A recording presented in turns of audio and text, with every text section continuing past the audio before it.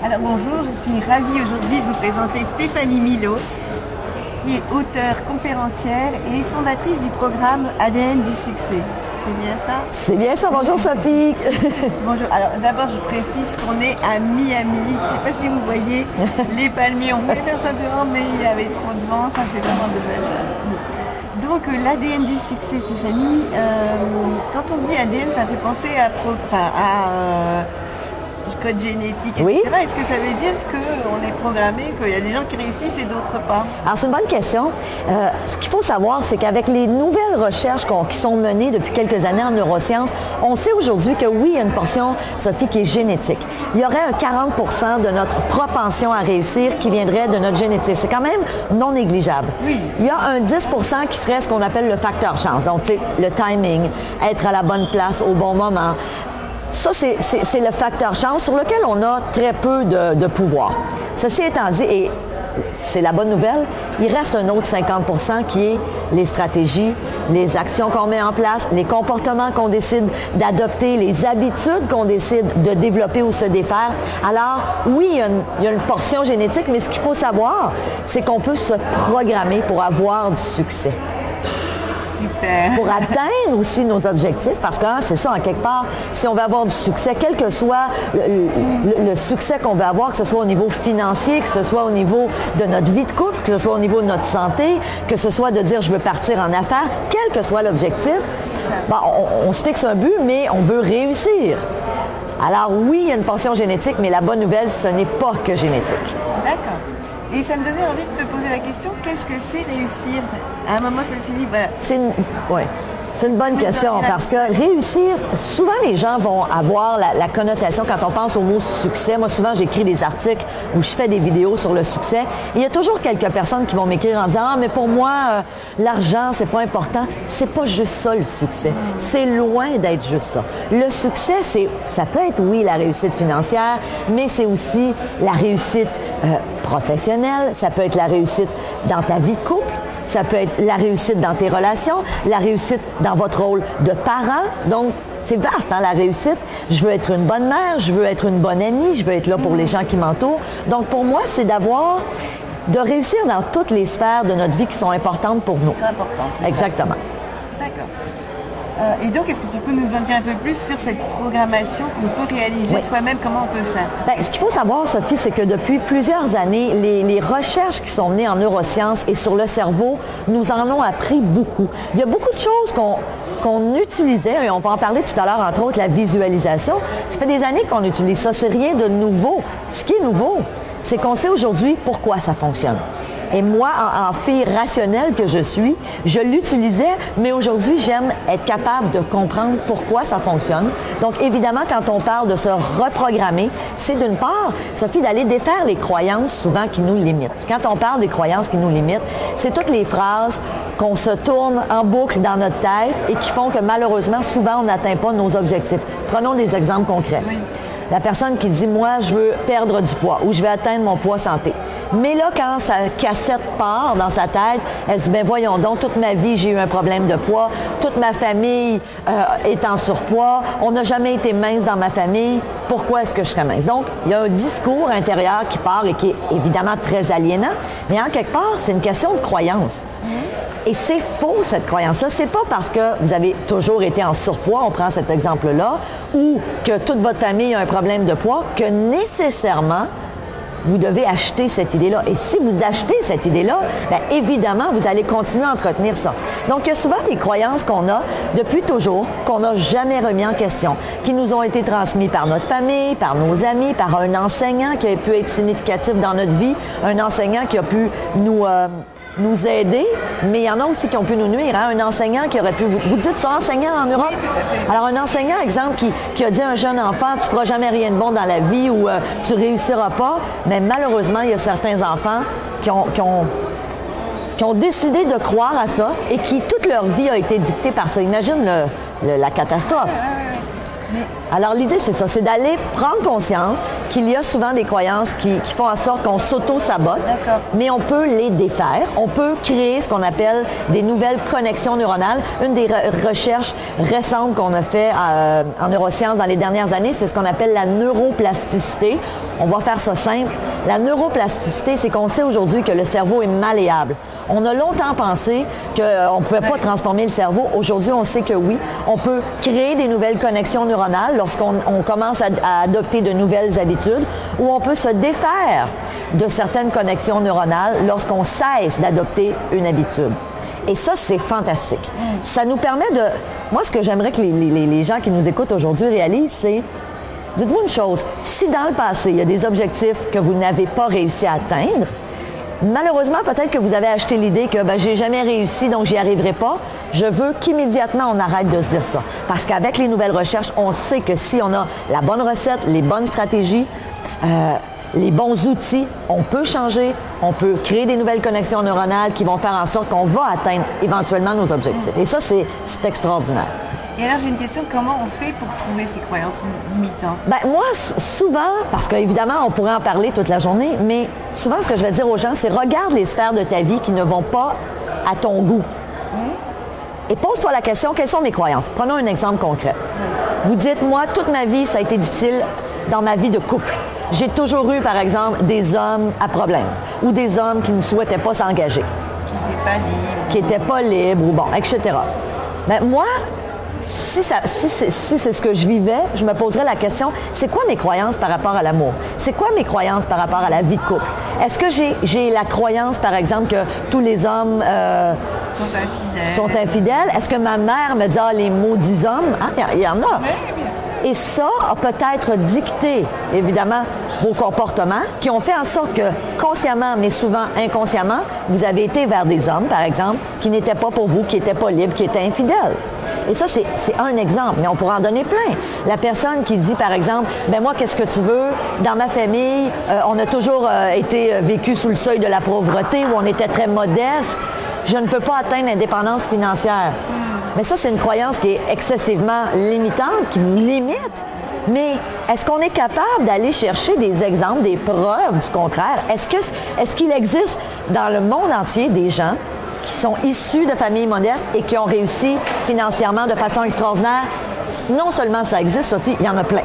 On a plein de modèles, vous en connaissez peut-être dans votre entourage. Il y a des biographies qui ont été écrites sur le sujet.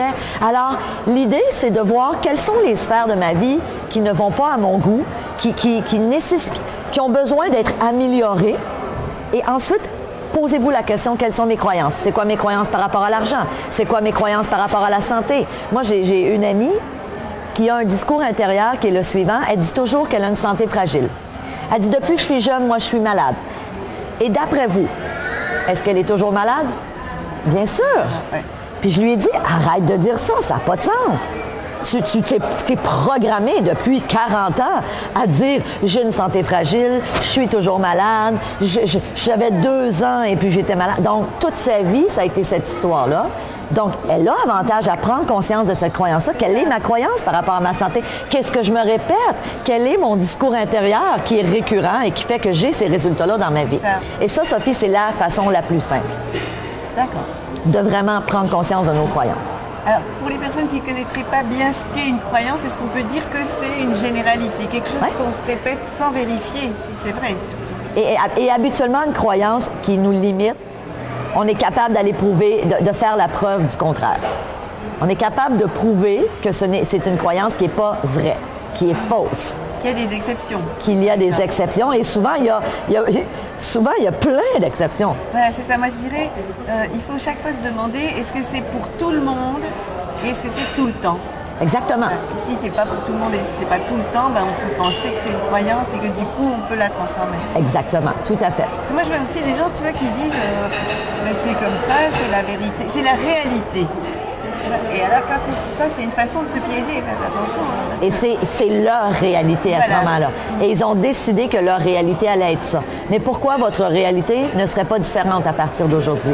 Pourquoi, si ça fait la 4e fois que vous tentez de partir en affaires, par exemple, et qu'à chaque fois, vous avez échoué, puis j'aime pas utiliser le mot échouer parce que pour moi, on fait des apprentissages et on doit tirer des apprentissages de ces expériences. Mais pourquoi est-ce qu'aujourd'hui, vous ne décideriez pas de dire... Est-ce que ça existe des gens qui ont tenté à plusieurs reprises de partir en affaires et qui, au 5e coup, ont réussi? C'est sûr que ça existe. Il y en a plein d'exemples. Il y en a plein.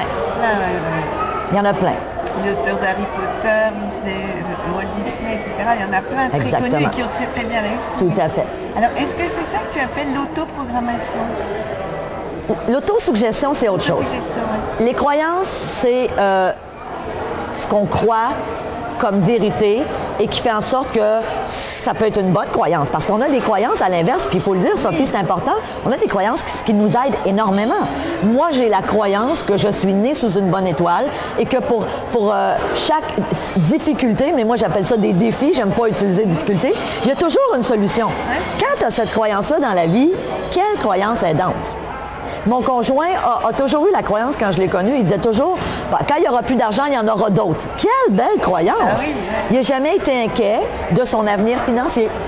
Donc, on a des croyances qui sont aidantes, qui nous aident. La personne qui dit, je sais que je vais toujours pouvoir me retourner sur un 10 sous. Est-ce que vous dites ça? Vous dites sûrement... Non, j'allais se retourner sur un 10 euros, mais... nous, on dit ça au Québec, se retourner sur un 10 sous, ça veut dire quoi qu'il m'arrive. Un 10 sous. Un 10 sous. Ah, alors 10 sous, c'est quoi qu'il m'arrive, je vais toujours trouver une solution, je vais toujours être capable de me relever, même dans les épreuves. Alors, c'est une expression québécoise. Alors, mais il y a des gens qui ont cette croyance-là. Alors, imaginez de quelle façon ils abordent les difficultés dans la vie ou les épreuves. Ils l'abordent avec une croyance qui est très aidante et qui leur permet de s'en sortir beaucoup plus rapidement. De la même façon que quelqu'un d'autre qui va se dire, mon Dieu, comment je vais m'en sortir. Exact. Donc ça, c'est nos croyances. On en a des bonnes, on en a des moins bonnes. Il faut les identifier. Tu me parles d'autosuggestion. Alors l'autosuggestion, pour moi, est un outil que l'on utilise délibérément, volontairement, qu'on va se créer soi-même en fonction de nos objectifs. Et l'autosuggestion, tu le sais, Sophie, mais pour le bénéfice de celles qui nous écoutaient, c'est Émile Coué, qui est le père de l'autosuggestion. Émile Coué était pharmacien à l'époque et lui a réalisé un jour que quand il donnait à ses patients une prescription, leur pilule, mais qu'en plus, il leur disait, vous allez vous répéter une phrase, vous allez vous dire, en prenant votre médication, à tous les jours, à tous les points de vue, je vais de mieux en mieux. Et les gens commençaient à se répéter ça. Et Émile Coué s'est rendu compte que ça avait un impact, que ça fonctionnait, que les gens, pas miraculeusement, parce qu'évidemment, la médication faisait son œuvre, mais que les gens allaient de mieux en mieux.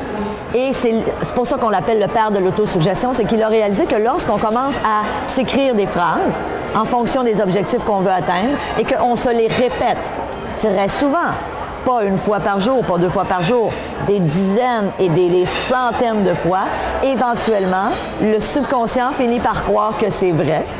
Et ça fonctionne. Alors, l'autosuggestion. Et ça devient vrai, effectivement. Il finit par croire, mais tout à fait. Comme il le croit, ça devient vrai. Et ça se matérialise, exactement. Tout à fait. Alors, évidemment, l'autosuggestion, il y a eu plusieurs ouvrages qui ont été écrits là-dessus, des livres. Et c'est puissant, ça fonctionne. Donc, c'est de s'écrire une phrase. Par exemple, la personne... je vais te donner des exemples d'autosuggestion, moi, que je me dis depuis 25 ans. Il y en a une que je me dis, c'est « Je pèse 104 livres », parce que nous, on se pèse en livres, ou c'est en kilos, hein? Oui, ça. Une livre, c'est un demi-kilo. OK, bien, je ne ferai pas la conversion là aujourd'hui. Si c'est un demi-kilo, ça veut dire que 104 divisé par 2... Ça... OK. Alors, je pèse 52 kilos dans l'ordre divin et par l'amour divin et mon métabolisme est normal. Ça fait, Sophie, 25 ans que je me répète cette phrase-là. Tout le temps. Je ferais bien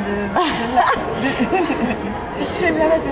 Il y a une autre phrase que je me répète depuis aussi des années, c'est « Je suis de plus en plus riche et je vis dans l'abondance. Je peux me procurer tout ce que je désire et en faire profiter mon entourage. » Ça fait des années que je me dis ça. Je suis de plus en plus calme et en paix avec moi-même. Donc, c'est des phrases qu'on se répète. Et comme je l'explique dans le programme L'ADN du succès, idéalement, il y a des moments qui sont plus favorables pour se dire ces phrases d'autosuggestion. Entre autres, le matin, au réveil, ou le soir avant de s'endormir. Parce qu'on est ce qu'on appelle dans des ondes alpha.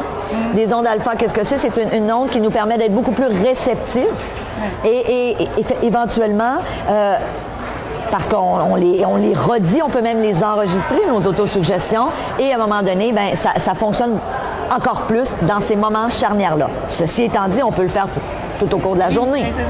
Oui. Est-ce que, par exemple, il faut respirer avant de se mettre dans ces ondes alpha le plus possible? Ben, si on le fait dans la journée, oui, on peut respirer. On peut le faire dans la voiture. On peut le faire... souvent, les gens vont me dire, est-ce qu'on le fait à haute voix ou dans notre tête? À votre goût. Moi, j'aime bien à haute voix, mais on s'entend qu'en plein en plein hôtel, se répéter toute une phrase, ça peut avoir l'air bizarre. Là. Oui, oui. Si vous êtes seul dans votre voiture, ça va, mais...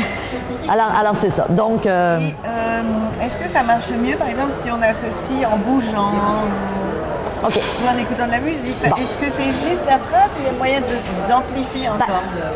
Moi, ce que j'explique dans le programme l'ADN du succès et pour les gens qui nous écoutent, je vous donne, moi, ce que j'appelle la recette qui fonctionne.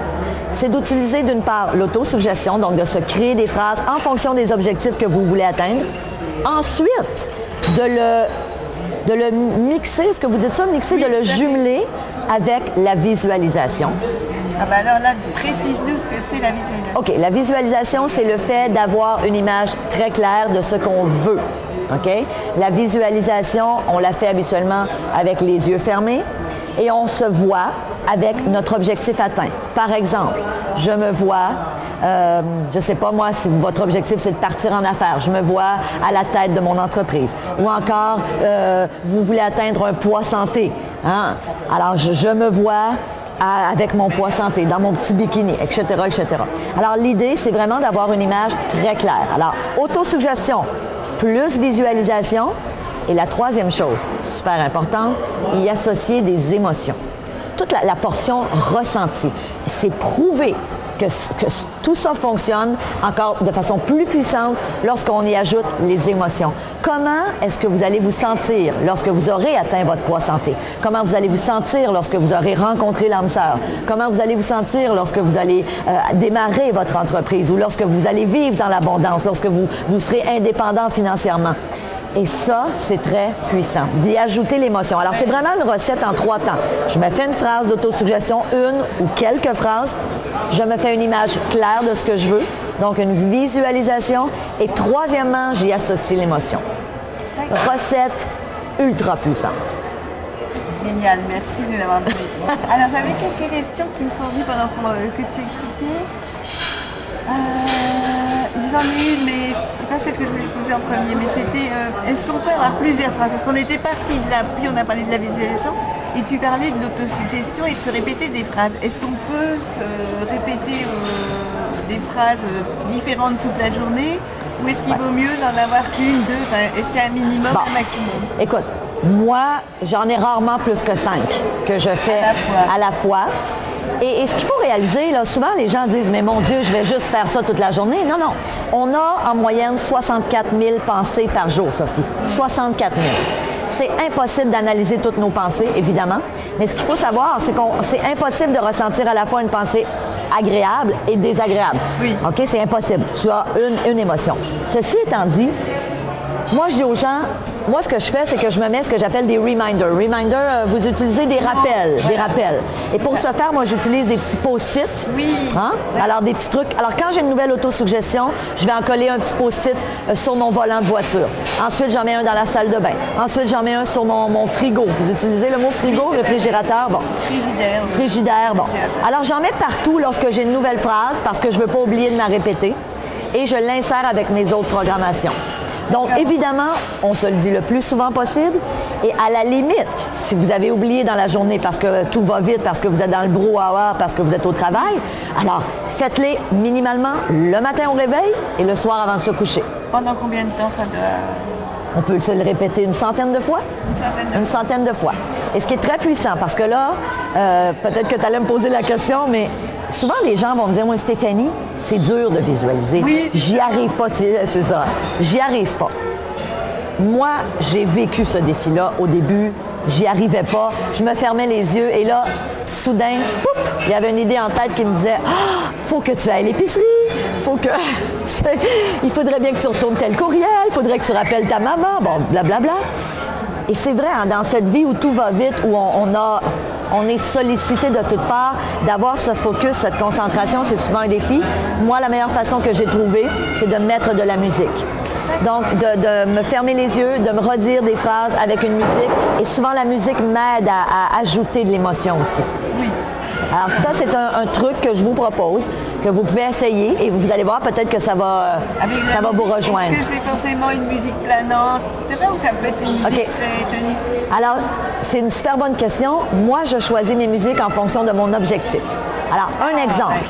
J'ai un de mes objectifs qui est d'un jour de faire une conférence en Europe devant 90 000 personnes. Je me vois sur la scène, je vois les gens dans la salle. Bon. Et évidemment, quand je fais cette visualisation, j'ai une musique super entraînante parce que je suis. Alors qu'à l'inverse, j'ai une autosuggestion ou une visualisation où je suis dans ma vie de couple, je suis avec moi. Tout à l'heure, tu as dit je suis calme, évidemment, tu vas pas faire ça. Exactement. Donc, je vais toujours chercher une musique en fonction de quelle est l'émotion que je veux aller chercher. Et pour moi, ça fonctionne. Alors, essayez-le et vous allez voir si ça vous rejoint. D'accord. Et alors pour les gens, tu sais, tu as des gens qui sont visuels, auditifs, kinesthésiques. Pour ceux qui ne sont pas du tout visuels, est-ce que... C'est souvent un défi. Moi, ce que je suggère aux gens, commencer à ce moment-là avec ce que j'appelle un tableau de visualisation ou encore, moi, je travaille avec je vais le dire en anglais, un dream book, un livre de rêve.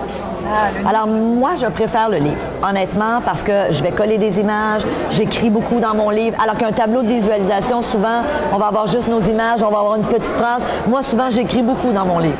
J'aime beaucoup le livre de visualisation et ça, c'est une bonne façon de commencer à voir des choses qu'on veut avoir. Donc, exemple, le poste que vous convoitez au travail. Alors, imaginez, c'est donc allez vous chercher une image, la silhouette que vous voulez avoir. Si vous cherchez à rencontrer l'âme sœur, quel type d'homme vous voulez, bien, allez vous chercher une photo dans un magazine. Et à la limite, mais si tu ne trouves pas la photo que tu veux, comment tu fais? Ben, écoute, avec l'Internet aujourd'hui, d'après moi, on peut pas mal tout trouver. Est-ce qu'on peut, je voulais t'amener sur cette question-là, si tu as l'idée de, bon, déjà un poste, si tu veux décrire le poste de travail en photo. Mais à ce moment-là, il faut le décrire. Je voulais dire. Oui, tout à fait. Est-ce que tu peux dire, je veux une maison avec une salle de bain comme ça, 3 chambres? Moi, il y a 22 ans, j'ai débuté dans l'immobilier. Et je m'étais écrit une phrase, une programmation parce que je voulais trouver un immeuble.